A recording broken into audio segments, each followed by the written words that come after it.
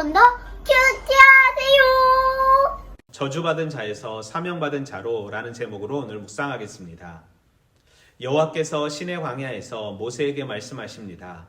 레위 자손을 그들의 조상의 가문과 종족에 따라 계수하되 1개월 이상 된 남자를 계수하라. 그리고 모세는 말씀에 따라 그 명령하신 대로 계수하니 레위 아들들의 이름은 게르손, 고한, 무라리로 그들의 자손에 대해 기록합니다.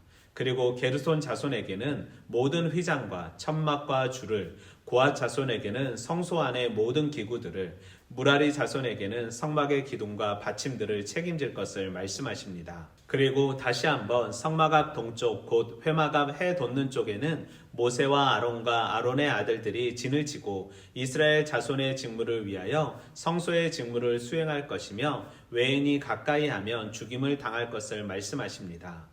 그리고 레인의 수가 22,000명임을 기록합니다. 레이는 레아의 소생으로 디나가 세겜에서 능욕을 당할 때 복수함으로 야곱의 저주를 받은 아들이었지만 성막을 책임지는 자로서 쓰임받게 되고 광야 행진 당시 금송아지 사건 때 범죄자들을 처벌하는 과정에서 열심을 냈음을 알게 됩니다. 또한 모세와 아론 역시도 레이의 자손임을 알게 됩니다. 저주로 끊어질 지파가 하나님의 은혜로 이스라엘의 지도자가 된 것은 온전히 하나님의 은혜요 하나님의 축복인 것입니다. 우리는 본문 속에서 말씀하시고 순종하길 원하시는 하나님, 순종하지 않을 때 심판하시는 하나님을 발견할 수 있습니다. 이스라엘의 장자도 아닌 셋째 아들 레이가 마지로 택함받은 이유는 오로지 하나님의 은혜요 하나님의 축복이었습니다. 즉 레위의 공로가 아닌 오로지 하나님의 은혜임을 말하는 것입니다.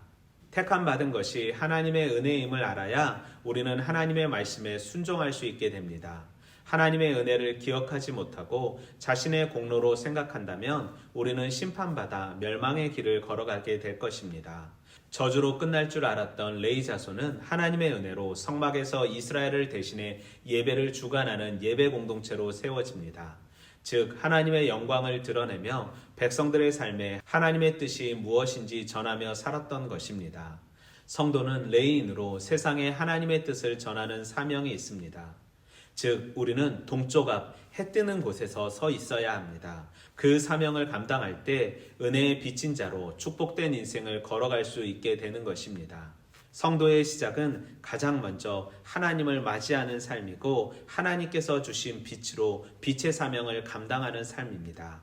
택하심에 감사하며 나에게 허락하신 말씀을 가지고 세상에 나가 하나님의 영광을 드러내길 소망합니다. 하나님의 영광을 빛으로 발산하는 삶 살기 원합니다.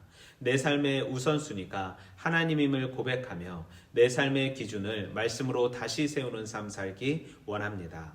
오늘도 말씀으로 화이팅!